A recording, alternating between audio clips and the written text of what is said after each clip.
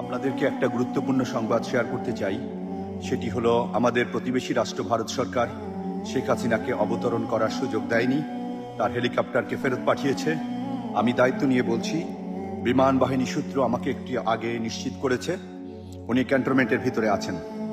আপনারা যেভাবে হোক ওনাকে আটক করুন এবং ওনার এই যে 15.5 বছরের গুম খুন, এই গুম খুনের হিসাব এবং শাস্তি নিশ্চিত করুন।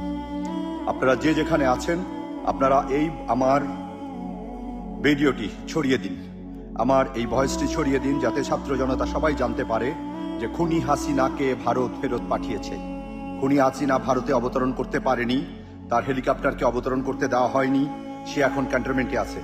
আমি কাজী শামীম আহসান দায়িত্ব নিয়ে বলছি, যারা আমাকে বিশ্বাস করেন তারা বিশ্বাস করুন, উনি বাংলাদেশে ফেরত আসতে বাধ্য হয়েছেন।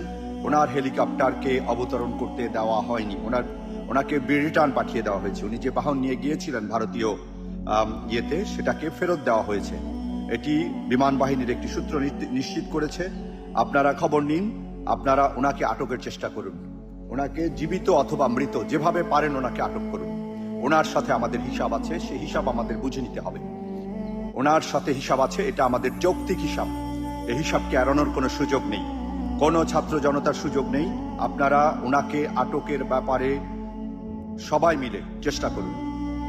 সেনাবাহিনী, নৌবাহিনী, বিমান বাহিনীর ভাইদের বলছি, একজন খুনিকে এভাবে ছেড়ে দেওয়া কোনো বিশ্বস্ততার পরিচয় নয়।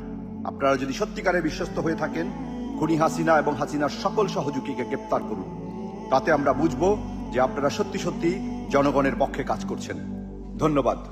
আমার এই ভিডিওটি আপনারা